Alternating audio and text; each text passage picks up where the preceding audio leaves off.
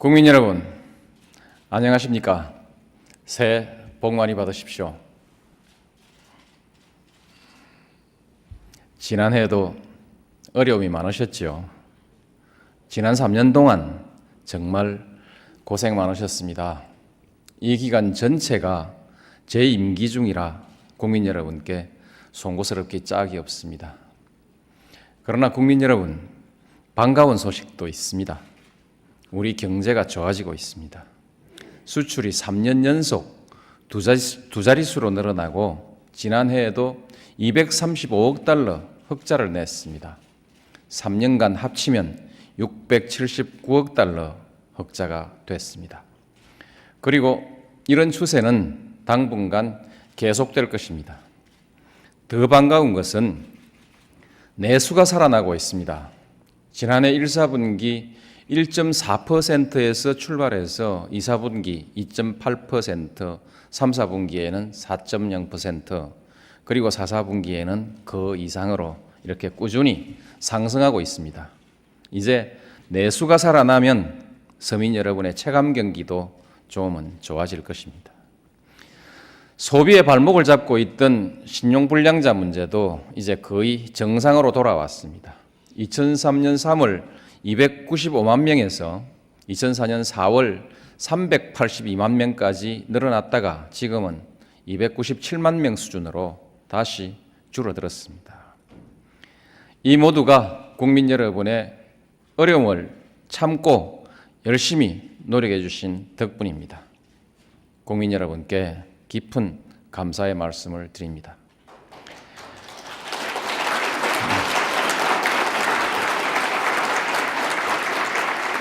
국민 여러분, 그런데 앞으로 5년 후는 그리고 10년 후는 어떻게 될까? 혹시 중국에게 밀리는 것은 아닐까? 이런 걱정을 하는 분들도 많이 계십니다. 그러나 국민 여러분, 너무 걱정하지 마십시오. 우리도 그냥 손 놓고 있지는 않습니다. 우리 학이 나름 아니겠습니까? 정부도 대비하고 있습니다. 이미 2003년 8월에 4세대 10대 성장 동력을 선정해서 집중적인 투자를 하고 있습니다. 부품, 소재 산업, 그리고 전통 산업의 IT화, 금융, 물류, 서비스 산업도 착실하게 키워나가고 있습니다. 문제는 경쟁력입니다. 핵심 전략은 연구개발, 그리고 기술 혁신, 인재 양성입니다. 정부는 혁신 주도형 경제로 확고하게 방향을 잡고 과학기술 혁신 정책에 역량을 집중하고 있습니다. 연구개발 예산을 전체 예산 증가율의 2배로 계속 늘려가고 있습니다. 연구개발 투자의 효율성을 높이기 위해서 과학기술 혁신 체계도 완전히 새롭게 정비했습니다. 연구인력의 처우 개선, 연구 성과에 대한 평가 체계 등은 지금 계속 보완해 나가고 있는 중입니다. 분명한 것은 이 속도로 가면 머지않아 선진국을 따라잡을 수 있을 것입니다. 잘하면 앞지를 수도 있습니다. 국제평가기관인 IMD 평가에서 이미 과학 경쟁력은 세계 15위, 기술 경쟁력은 세계 2위까지 올라왔습니다. 대학 교육이 기업의 수요를 충족하지 못한다는 불만도 있고 아직도 노사관계가 경쟁력의 발목을 잡고 있다는 우려도 있는 것은 사실입니다. 그러나 우리 대학도 달라지고 있고 노사 문제도 많이 좋아지고 있습니다. 그러나 국민 여러분, 걱정도 있습니다.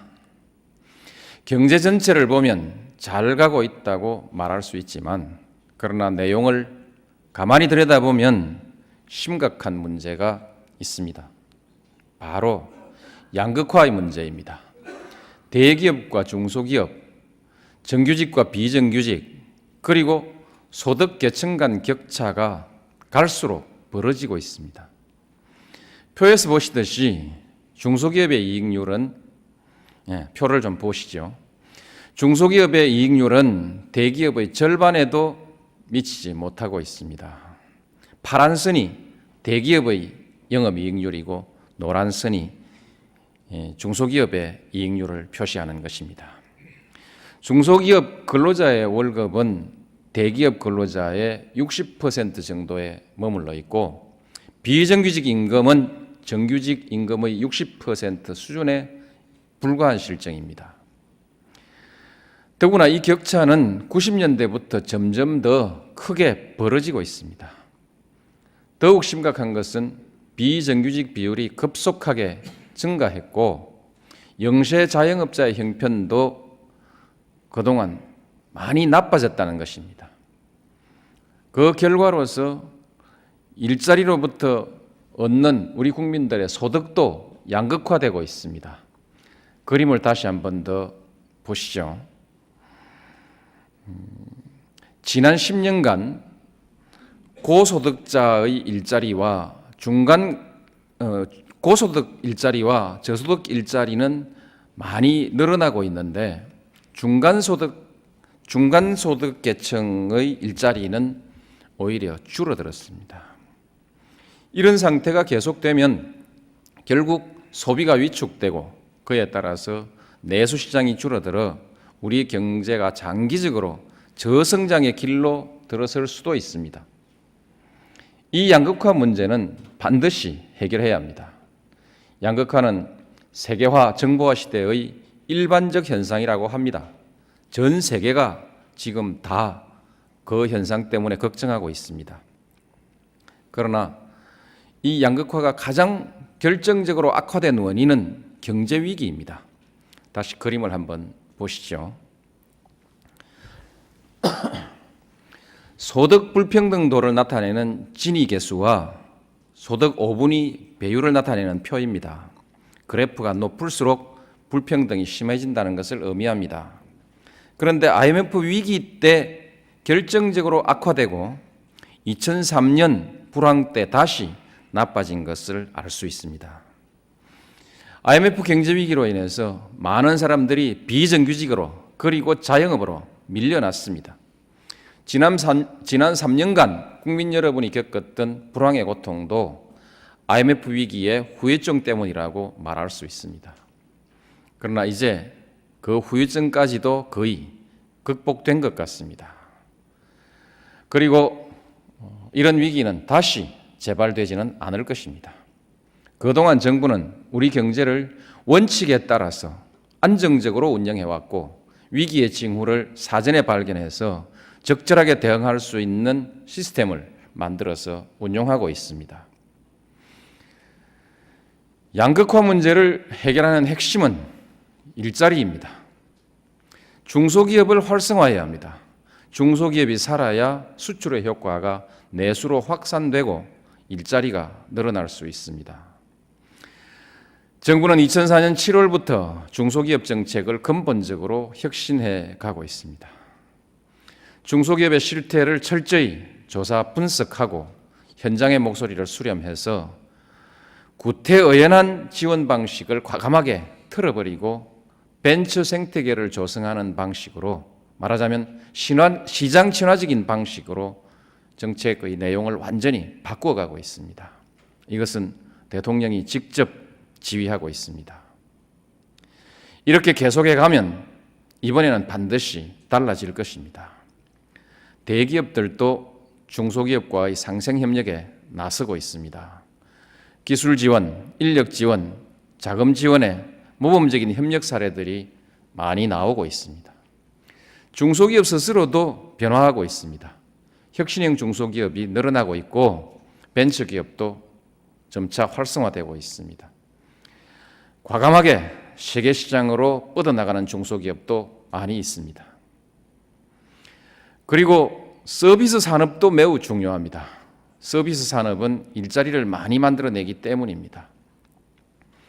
고학력 청년 실업 문제를 해결하기 위해서는 서비스 산업 중에서도 고급 서비스 산업을 집중적으로 육성할 필요가 있습니다. 지금 우리나라는 대학 진학률이 80%를 넘어섰습니다. 고급 인력의 비율이 세계에서 가장 높다는 뜻입니다. 이 사람들에게 일자리를 만들어주기 위해서는 금융, 물류, 법률, 회계, R&D, 컨설팅과 같은 분야에서 양질의 일자리를 많이 만들어내야 합니다. 일부 회의적인 시각이 있음에도 불구하고 동부가 금융 중심, 그리고 물류 중심, 전문 대학원 정책, 이런 정책을 강력하게 추진하고 있는 이유가 바로 여기에 있는 것입니다. 교육과 의료 서비스는 국민을 위한 보편적 서비스의 그 정책의 중심을 두어야 합니다. 그러나 대학 교육과 의료 서비스는 또한 고급 일자리를 많이 창출할 수 있는 분야이기 때문에 산업적인 측면을 외면할 수는 없습니다. 일자리를 위해서 필요하다면 과감하게 개방하고 서로 경쟁하게 할 필요가 있습니다. 선진국들은 질 높은 교육과 의료 서비스를 전략 산업으로 집중적으로 육성하고 있습니다. 우리도 대학 교육과 의료 서비스를 산업으로 발전시켜서 국민들이 해외에 나가서 돈을 쓰게만 할 것이 아니라 오히려 외국인들이 한국에 와서 돈을 쓰게 만들어야 합니다. 다만 그렇게 하더라도 정부는 국민에 대한 보편적인 서비스, 공공 서비스는 희생되는 일이 없도록 확실하게 할 것입니다. 문화관광 레저와 같은 서비스 산업도 다양하게 육성하고 고급화해야 합니다. 이를 위해서 정부는 관광 레저형 기업도시, 서남해안 개발사업, 부산 영상도시, 광주 문화중심도시, 농촌관광의 활성화 등을 추진하고 있습니다. 그런데 이런 서비스업을 활성화하기 위해서는 골프와 같은 고급 서비스에 대한 우리 국민들의 인식도 이젠 좀 달라져야 합니다. 사치와 소비라고 비난할 일만은 아니라고 생각합니다. 이미 소비 무대가 세계화됐습니다. 지난해 우리 국민 5명 중 1명이 해외를 다녀왔습니다. 우리나라 가계 소비 100만 원 중에서 4만 5천 원을 해외에서 쓰고 있다는 통계가 나와 있습니다. 그중 일부라도 국내에서 쓰게 하고 또 외국인들도 한국에 와서 돈을 쓰게 그렇게 환경을 마련해 주어야 합니다. 국민 여러분, 많은 일자리를 만들어낼 수 있는 분야는 또 있습니다. 보육, 간병, 교통, 치안, 식품안전, 재해예방, 환경관리와 같은 말하자면 정부가 하는 일들입니다. 이와 같은 전통적으로 정부가 해왔던 사회적 서비스 일자리입니다. 정부는 그동안 사회적 일자리를 통해서 이 분야의 일자리를 많이 늘려왔습니다. 올해는 지난해의 2배 가까운 13만 개의 일자리를 공급할 예정입니다만, 그러나 그동안에는 이 분야를, 사회적 일자리를 일시적인 실업대책 수준에서 공공근로 형태로 운영해 왔습니다. 그러나 이제는 적극적인 일자리 창출 정책으로 이 사회적 서비스 정책을 만들어 나가야 합니다. 우리나라 공공서비스 분야의 종사자는 선진국의 60% 수준에 불과하다고 합니다. 작은 정부만 주장할 것이 아니라 이 분야에서 안정된 일자리를 많이 만들어서 대국민 서비스의 품질과 국민의 삶의 질을 함께 높여나가야 합니다. 국민 여러분, 그동안 정부는 비정규직을 줄이고 정규직과의 임금 격차를 좁히기 위해서 많은 노력을 해왔습니다. 비정규직 보호법안을 지금 국회에 제출해 놓고 있고 임금 체불, 불법 파견에 대한 근로감독도 강화하고 있습니다. 특수직 근로종사를 위한 종합적인 보호대책도 함께 세우고 있습니다. 이와 함께 자금과 경영기술의 지원 등 영세 자영업자에 대한 대책도 이미 마련해서 착실하게 추진해 나가고 있습니다. 그중에서도 고용지원 서비스는 일자리 대책의 핵심 인프라입니다. 정부는 고용지원 서비스 제도를 일자리 불안을 해소해가는 가장 중요한 정책으로 추진해 가고 있습니다. 앞으로 3년간 6조 원을 투입해서 직업 능력 개발과 직업 알선이 결합된 튼튼한 고용 안정망을 구축해 나갈 것입니다. 올해 그 확실한 토대를 놓도록 하겠습니다. 그러나 정부의 이런 정책과 제도만으로는 임금 격차라든지 비정규직 문제를 해결하는 데는 한계가 있습니다. 시장이 달라져야 합니다. 기업이 정규직 고용을 기피하고 비정규직 고용을 선호하고 있습니다. 이것은 당장 비용을 줄이고자 하는 기업의 계산입니다. 또 한편으로는 경영 여건이 나빠졌을 때 해고가 어렵다는 불안감 때문이기도 합니다. 법과 제도로만 보면 우리나라의 노동의 유연성은 상당히 높은 편입니다. 그러나 대기업 노조는 단체 협약상 높은 고용 보장을 받고 있어서 일단 고용하면 실제로는 해고가 매우 어렵고 이것이 시장의 분위기를 지배하고 있기 때문에 노동의 유연성에 대한 우리 기업들의 불만이 높은 것입니다. 결과적으로 교섭력이 강한 소수의 노동자들은 두터운 고용보호를 받고 있는 반면에 비정규직 노동자들은 점차 늘어나는 그런 상황에 빠지게 된 것입니다. 이 문제를 해결하기 위해서는 무엇보다도 대기업 노동조합의 양보와 결단이 필요합니다. 그러나 이를 위해서는 경제계도 때로는 과감하게 양보해서 노사 간의 대타협을 이끌어내기 위한 노력을 해야 합니다. 기업들도 노사관계에 대한 태도와 경영 전략을 바꿔야 합니다. 잘 훈련되고 심리적으로 안정된 인적 자원이 경쟁력의 핵심이라는 인식을 갖고 정규직을 늘리고 교육 훈련을 강화해서 장기적인 대비를 해 나가야 합니다. 그러나 국민 여러분, 일자리만으로 양극화 문제가 다 해결되는 것은 또 아닙니다. 일할 능력이 없거나 혼자서 감당할 수 없는 상황에 있는 분들은 사회 안전망으로 국가가 보호해 주어야 합니다. 그동안 재정이 허용하는 범위 내에서 사회 안전망을 최대한 확충해 왔습니다. 97년에 비해서 사회보장 예산은 3배 이상 늘었습니다. 기초생활 보장 대상자도 40% 이상 확대했습니다. 올해에도 기초생활 보장 대상자를 12만 명 정도 더 늘리고 그리고 갑자기 위기에 몰린 분들을 대상으로 해서 긴급복지지원제도도 시행할 예정입니다. 특히 가족들의 힘만으로는 감당하기 어려운 치매, 중풍노인과 중증장애인들은 국가가 책임지고 돌보아드리도록 그렇게 해야 합니다. 앞으로 요양시설의 확충과 노인 수발보험제도 그리고 장애수당 확대 등을 통해서 2009년까지는 이분들에 대한 문제를 확실하게 해결해 나가도록 그렇게 하겠습니다. 국민 여러분, 서민 생활의 핵심은 역시 부동산과 사교육비 문제라고 할 수 있을 것입니다. 8.3.1 대책의 후속 입법이 다행히 완료됐습니다. 앞으로 투기는 발붙이지 못하도록 할 것입니다. 집값을 안정시키고 서민들의 내 집 마련의 꿈을 실현할 수 있도록 주택의 공급도 확실하게 늘려나가겠습니다. 학생들은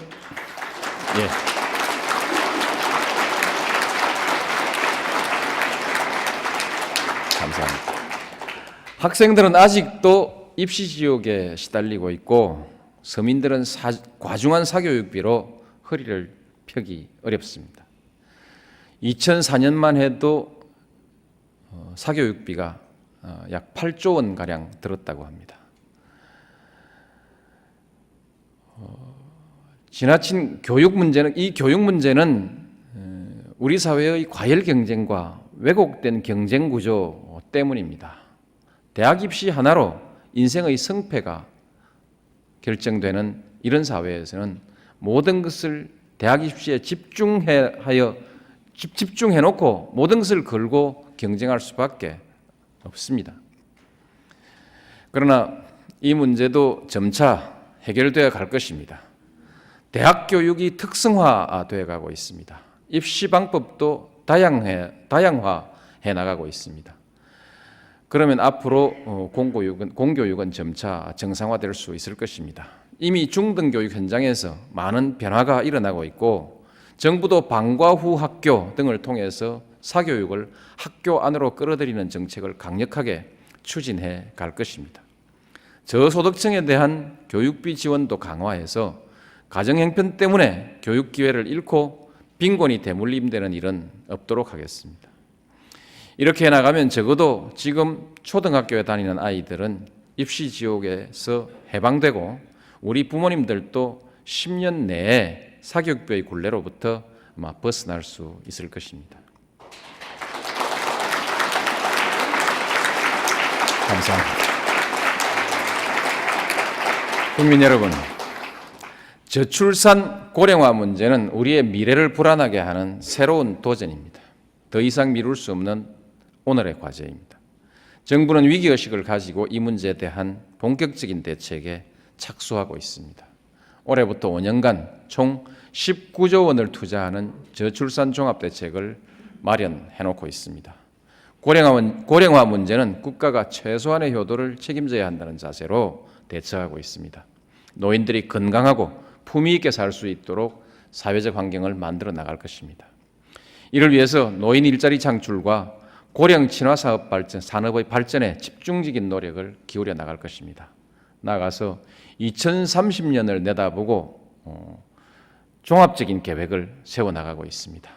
아이 키울 걱정이 없고 평생 일하고 싶을 땐 일할 수 있고 건강과 노후가 보장되는 사회로 가기 위한 새로운 전략과 이를 뒷받침하는 재정 계획을 마련해서 지금부터 준비해 나갈 것입니다. 국민 여러분, 지금까지 여러 문제들에 대해서 나름대로 정부 정책과 대안을 말씀드렸습니다. 그러나 양극화를 비롯해서 우리가 부닥치고 있는 문제들을 해결하고 미래의 도전에 대비해 나가기 위해서는 우리의 생각과 행동이 달라져야 합니다. 말하자면 우리 사회가 보다 책임 있는 사회가 되어야 한다는 것입니다. 책임 있게 생각하고 책임 있게 행동하는 그와 같은 사회가 될 때 우리 사회가 우리 문제를 해결할 수 있는 능력을 갖추게 될 것입니다. 책임 있게 생각하고 책임 있게 행동한다는 것은 현실을 있는 그대로 직시하고 문제를 있는 그대로 인정하는 데서 출발해야 합니다. 비판과 문제 제기도 사리에 맞는 대안 있는 비판이 되어야 하고 이를 책임 있게 실천하는 자세가 필요합니다. 그리고 나의 주장과 이익만을 관철하려 할 것이 아니라 상대방을 존중하고 대화와 타협으로 합의를 이루어낼 줄 아는 상생의 문화를 만들어 나가야 합니다. 민주주의 사회에서 주장과 비판의 자유는 존중돼야 합니다. 이 점에 있어서는 참여정부에서도 많은 진전이 있었습니다.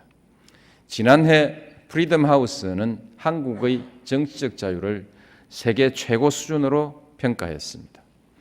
국경 없는 기자회는 아시아 국가들의 언론 자유에 대한 평가에서 우리나라를 첫 번째 언론 자유 국가로 꼽았습니다. 그러나 돌이켜보면 대안 없는 주장과 비판 때문에 반드시 해결되어야 할 문제를 그르칠 뻔한 경우가 한두 번이 아니었고 아직 해결이 지체되고 있는 일도 적지 않습니다. 이미 해결되었다고 하는 문제들도 엄청난 시간과 사회적 비용을 지불해야 했습니다. 참여정부 초기에 카드 사태로 금융 시스템이 붕괴될 상황에 처했을 때 이 사태에 대해서는 금융기관들의 책임이 없지 않았음에도 불구하고 어느 금융기관도 이 문제를 해결하기 위해서 선뜻 나서지 않았습니다. 언론과 전문가들도 시장에 맡길 일이지 정부가 나설 일이 아니라는 원론적 주장만 펼쳤을 뿐 마땅한 해결책을 제시하지는 않았습니다. 만일 정부가 나서지 않고 90조 원에 이르는 카드채가 직업불능의 사태에 빠졌다면 지금 우리 경제가 어떻게 되었겠습니까? 생각해보면 참으로 아찔한 일입니다. 그러나 더 힘들었던 것은 끊임없는 위기설과 파탄론이었습니다. 경제는 심리라고 하지 않습니까? 그런데 함께 대안을 제시하고 힘을 모아야 할 우리 사회의 지도층까지 우리 경제에 대해서 지난 3년간 끊임없이 비관적인 전망을 쏟아냈습니다. 2004년 경제가 한 고비를 넘긴 다음에도 뜬금없이 위기론을 들고 나와서 우리 국민들을 불안하게 만들었습니다. 제가 그때 우리 경제 위기가 아니라고 했다가 얼마나 혼쭐이 났는지 생각하면 참 기가 막힙니다. 부동산 문제 역시 크게 다르지 않습니다. 지난해 8.3.1 대책을 내놨을 때 일부 정치권이나 일부 언론의 태도를 보면 입으로는 부동산 정책에 찬성한다고 하면서도 실제로는 마치 부동산 정책이 실패하기를 바라는 것처럼 그렇게 행동했습니다. 쌀 개방 문제를 한번 돌이켜 봅시다. 94년 당시 개방은 이미 예고된 것이었습니다. 그러나 우리 정치권은 아무런 준비 없이 개방 반대만 외치다가 결국 문을 열고 말았습니다. 변화하는 현실을 외면했던 것입니다. 농민들은 스스로 벼랑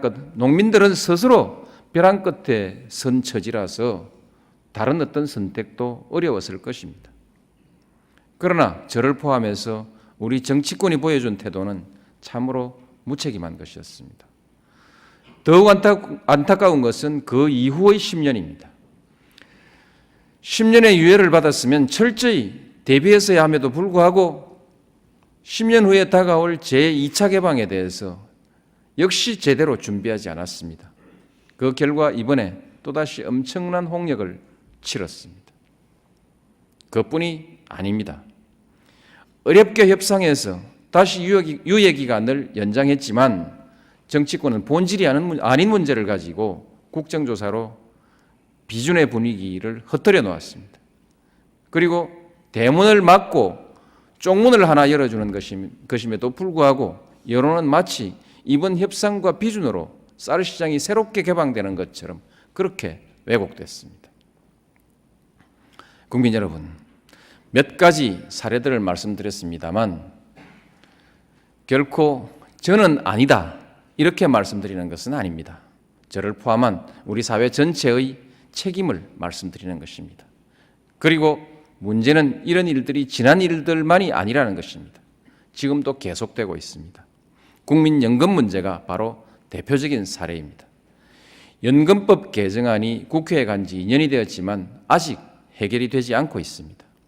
이대로 가면 안 된다는 것은 분명한데도 모두가 남의 일처럼 내버려 두고 있습니다. 또 앞에서 말씀드린 일자리 대책, 사회 안전망 구축, 그리고 미래 대책을 제대로 해나가기 위해서는 많은 재원이 필요합니다. 2030년까지 장기 재정 계획을 세워보면 아무리 재정의 효율성을 높이고 지출 구조를 효율적으로 바꾸더라도 재정은 절대적으로 부족합니다. 미래를 위해서 해결하지 않을 수 없는 일이라면 어디선가 이 재원을 조달하지 않으면 안 됩니다. 그럼에도 불구하고 오히려 감세를 주장하는 사람들이 있습니다. 여론조사를 해보아도 세금을 올리자는 사람은 없습니다. 아껴 쓰고 다른 예산을 깎아서 쓰라고 합니다. 정부는 이미 탑다운 예산을 도입해서 예산 절약과 구조조정을 강력하게 추진해 나가고 있습니다. 그리고 탈세를 막기 위해서 거래의 투명성도 높여 나가고 있습니다. 그러나 이러한 정책으로는 한계가 있습니다. 근본적인 해결책을 찾지 않으면 안 됩니다. 그동안 참여정부의 정책이 분배 위주라는 여러 가지 주장들이 있었고 심지어는 좌파 정부라는 말까지 나왔습니다. 정말 그런지 우리 재정 규모를 그림으로 한번 봐주시기 바랍니다. 우리나라의 재정 규모는 GDP 대비 27.3%입니다. 미국은 36%, 일본은 37%, 영국은 44%, 스웨덴 57%입니다. 여기에 비하면 우리 한국은 턱없이 적은 규모라고 할 것입니다. 복지 예산의 비율은 더욱 적습니다. 앞의 나라들이 중앙정부 재정의 절반 이상을 복지에 쓰고 있는데 반해서 우리는 4분의 1밖에 되지 않습니다. 정부 정책에 의한 소득격차 개선 효과도 아주 낮습니다. 아니 거의 없습니다. 어떤 기준으로 보더라도 좌파 정부 논란은 결코 사리에 맞지 않는 주장입니다. 사정이 이런데도 마치 복지 과잉으로 경제 성장에 무슨 큰 지장이나 생길 것처럼 주장하는 사람들이 많이 있습니다. 이처럼 현실을 이해관계에 따라 왜곡해서는 안 됩니다. 이해관계가 다르다고 그리고 정책이 다르다고 사실을 왜곡할 것이 아니라 사실은 사실대로 인정해야 합니다. 정치권과 경제계 그리고 언론과 학계도 책임 있는 자세로 대안을 마련하는데 지혜를 모아주실 것을 당부드립니다. 감사합니다.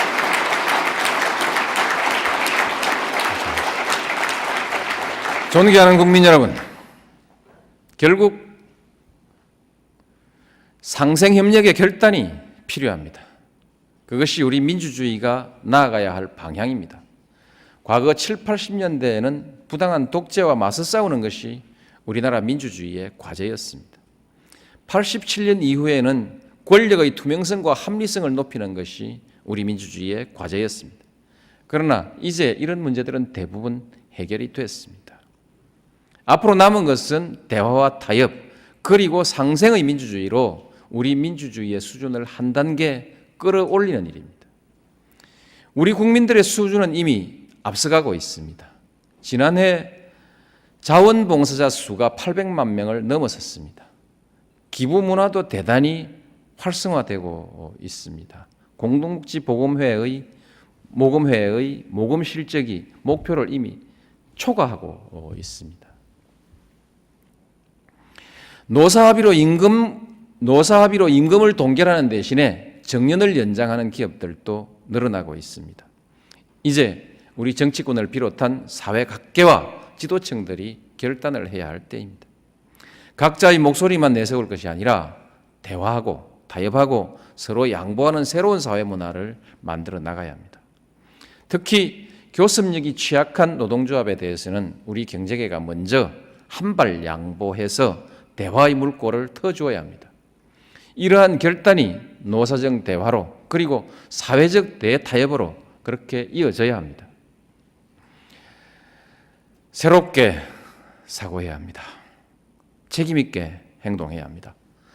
대화와 타협으로 상생의 문화를 함께 만들어 나갑시다.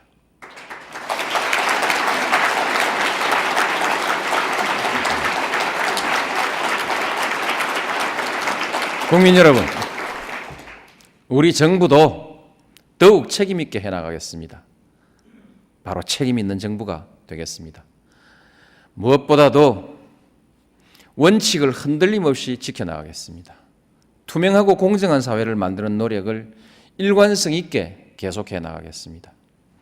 정경유착의 고리가 끊어지고 선거 문화도 깨끗해졌습니다. 이것은 누구도 부인하지 못할 것입니다. 올해 지방선거만 잘 치르고 나면 깨끗한 선거 문화는 이제 확고하게 뿌리를 내릴 것입니다. 당내 선거는 민주주의의 기초입니다. 어떤 선거보다도 투명하고 공정해야 합니다. 권력기관도 더 이상 정권을 위한 기관이 아닙니다. 이제 국민을 위한 기관으로 돌아왔습니다. 어떤 기관도 과거처럼 특별한 권력을 가지고 있지 않습니다. 경제에 있어서도 원칙을 지켜왔다고 자부합니다. 그리고 앞으로도 그럴 것입니다. 무리한 경기 부양 유혹이 없었던 것은 아니지만 힘겹게 버티면서 원칙을 지켰습니다. 그래서 국민 여러분들이 좀 오래 고생을 하셨습니다. 그러나 앞으로 상승 기간은 더 오래 갈 것이라고 믿습니다. 투명하고 공정한 사회를 만드는 개혁도 이제 빠르게 진행되고 있습니다. 사학법 개정도 우리 사회의 투명성을 높여가기 위한 것입니다. 재산권을 박탈하거나 교육을 간섭하려는 것이 아니라는 점을 이해해 주시기 바랍니다. 언론과의 관계도 저는 원칙대로 해왔습니다. 그동안 언론과의 갈등 때문에 많은 어려움을 겪었고 많은 사람들이 적당하게 타협하라고 제게 권했습니다. 그러나 저는 그렇게 하지 않았습니다. 그 결과로서 저는 우리 언론 문화가 많이 달라졌다고 생각합니다. 특히 정권과 언론과의 관계가 근본적으로 달라졌습니다. 더 이상 유착관계는 없습니다. 이제 여기에서 만족하지 않고 각자 자기의 책임을 다하면서 국가를 위해서 그리고 역사를 위해서 함께 협력하는 창조적인 협력 관계를 만들어갈 것을 제안합니다. 감사합니다.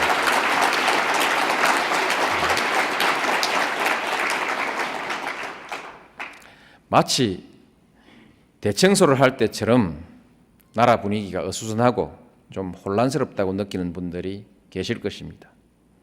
그러나 이 시기만 잘 넘기면 우리 사회의 투명성이 아주 몰라보게 높아질 것입니다. 미래를 위해서 꼭 필요한 일은 반드시 하겠습니다. 뒤로 미루지 않겠습니다. 어떤 어려움이 있더라도 책임 있게 해나가겠습니다. 19년을 미루어왔던 방패장 문제가 마침내 해결이 됐습니다.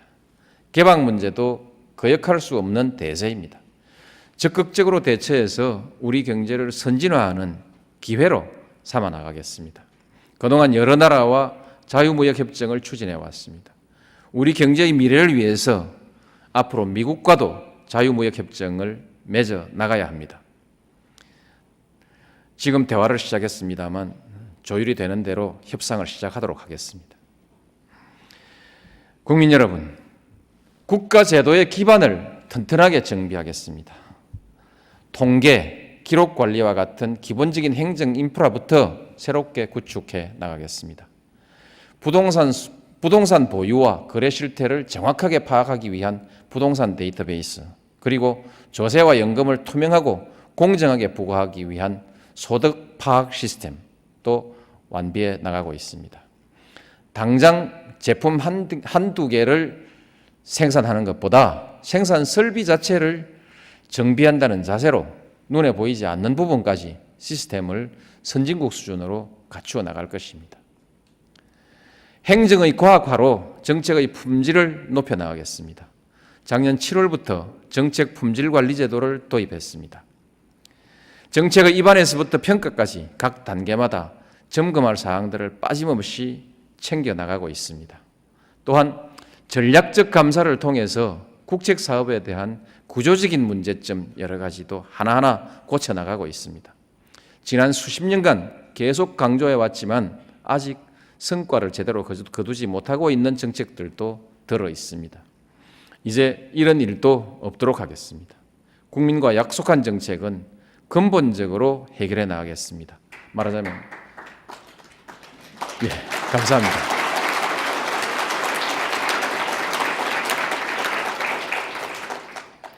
중소기업 정책, 균형발전 정책, 이런 정책을 이번에는 확실하게 성과가 있도록 그렇게 해나가겠습니다. 이렇게 일하도록 공직 문화를 혁신해 나가고 있습니다. 이제 우리 공무원들도 더 이상 철밥통이라는 소리를 듣지 않도록 하겠습니다. 민간 기업 수준으로 행정의 효율성도 높아질 것입니다. 올해는 신상 필벌의 평가 시스템과 고위 공무원단 제도를 도입해서 책임 있게 일하고 경쟁하는 그런 공직사회를 만들어 나갈 것입니다. 우리 공직사회 혁신 분야에서도 세계적인 모범 사례를 더 많이 만들어서 혁신 한국을 세계 인류 브랜드로 내놓도록 하겠습니다. 멀리 내다보고 가겠습니다. 지금 우리가 자랑하는 CDMA 기술도 십수년 전에 준비되었던 것이고 오늘 우리가 고생하고 있는 경제적 어려움도 따지고 보면 10년 전 IMF 위기로부터 비롯된 것입니다. 그렇듯이 제가 하고 있는 일도 성과가 나든 부작용이 생기든 그것은 대부분 다음 정부 이후에 나타날 것입니다. 임기 안의 성과에 연연하지 않고 멀리 내다보고 할 일은 뚜벅뚜벅 해나가도록 하겠습니다. 감사합니다.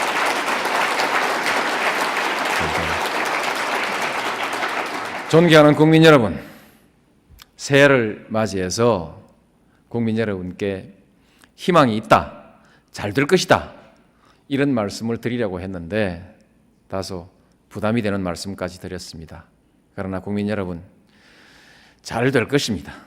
우리는 그동안에 불가능하다고 했던 많은 일들을 이루어냈습니다. 마음 먹으면 못 해낼 일이 없을 것입니다. 희망과 자신감을 가지고 미래에 대비해 나갑시다. 올해 그리고 그 이후에도 대한민국 기적의 대행진을 계속 이어나갑시다. 국민 여러분, 감사합니다. 밥 먹기까지. 경청해 주셔서 감사합니다.